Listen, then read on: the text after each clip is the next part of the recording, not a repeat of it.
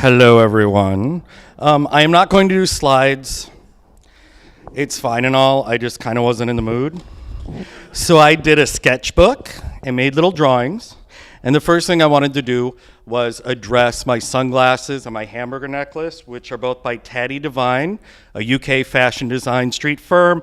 I just think they're fucking awesome, and people need to look at them.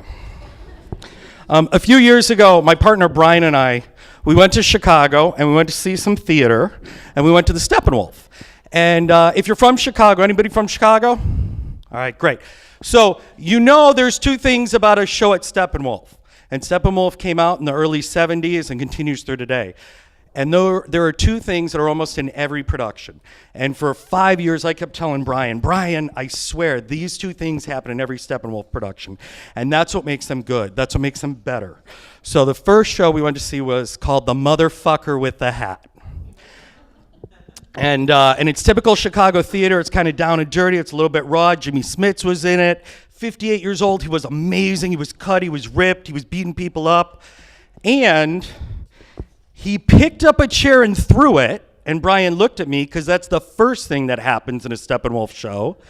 And then the next thing he did was scream cunt, which the whole audience gasped. And I found it really strange because this has been going on for 30 years. This is nothing new. They use adult language, adult situations, but it's still amazing people in Chicago for some reason. When I look at Vegas, I look at us as we're in the 60s or 70s of other major cities. We're just a tiny little town. People see us as Vegas, this big, giant, screaming facade. And the thing is that this is what the world knows, and this is what we need to take advantage of. But we have to understand, for people that are new here, this is what Vegas is. It's a bunch of little things. It's a bunch of little colors, little people, little groups. And these little groups need to find each other. When they find each other, then they can form that big thing, which is the Vegas that I spew almost at all times. The other thing about Vegas and other cities, I call it 3-2-5. If I go to another city, if I were to live there, I would know 3 to 5 generations of somebody. Here, I know 3 to 5 of kind of the same person, because people don't last more than a year, 18 months, 2 years, 3 years, 4 years. You know, people come and people go, but they don't really invest themselves. They show up, they comment on it, but they don't get involved. And what I really love about these kind of speaker series, even though I totally can't stand speaker series, is the fact that people will come, people will understand to come out. I think the more we keep doing it, the more people can come with it. If you're here 5 years, you get your 5-year ring. That's my 15-year ring. And the thing is just, it's kind of a badge of honor, because it's just, everybody keeps coming in and trying to recreate what they want, what they had in other cities. Vegas isn't like that. Vegas is its own special planet, its own wackiness. If your first year and a half you're here, if you don't cry every night when you fall asleep because you don't know what you got yourself into, then you're not living this.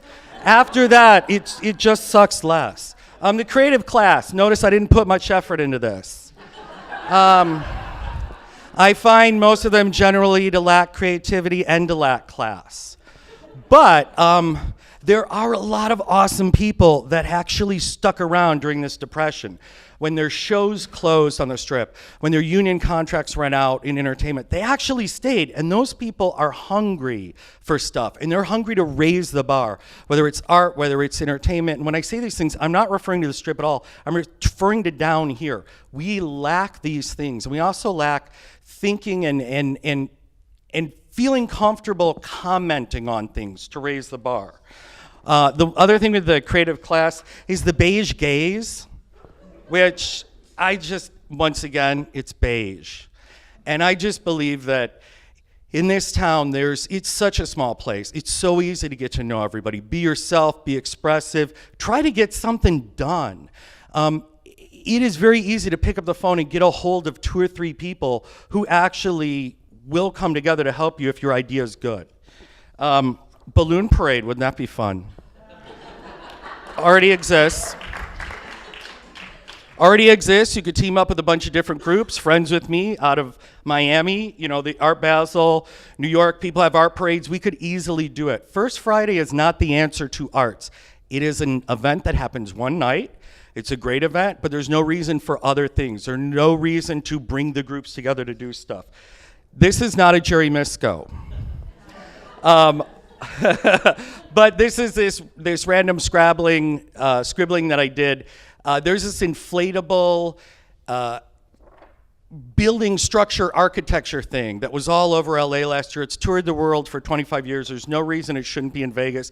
It cost $25,000 for 4 days. It's something that 10 groups could get together. Everybody provide a great customer experience for locals, and that's something else. Here, I am driving my car and jumping over the paintbrush. I am also willing to drag the paintbrush to the other location if that makes more sense, and it'll be a little bit cheaper. I love and hate these things. My issue is it looks too much like a typical sign, and in Vegas you have to separate the facade from the sign, from the structure, from the architecture, and it drives me crazy. CAC, been around for 25 years. It's housed in our location. We moved our office down to Container Park for a few months while we let the CAC borrow our space. Lots of great art, people really engaged.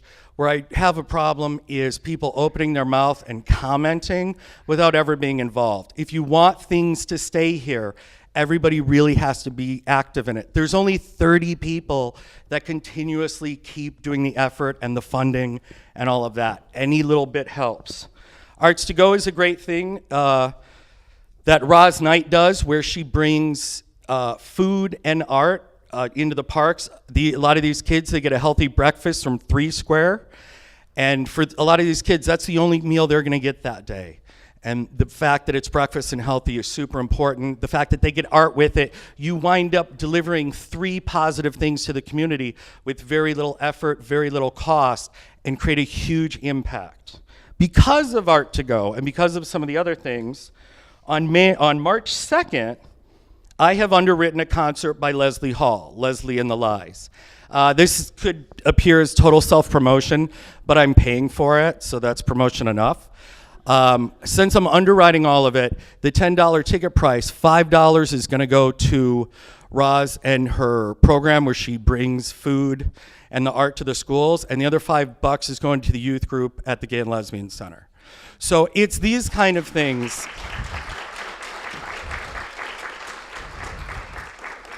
It's these kind of things that while it's okay, you're bringing a concert, what I'm bringing is also a performance artist, somebody who's tried to be in Vegas 5 times before and it's never happened.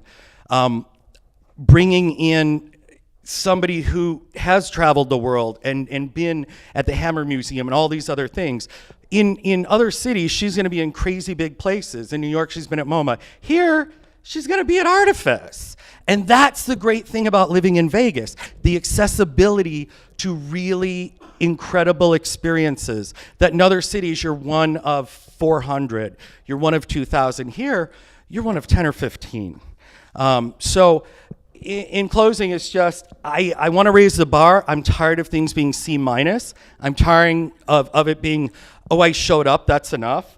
I want to be able, where we're a city in the arts, we can throw a chair and scream cunt.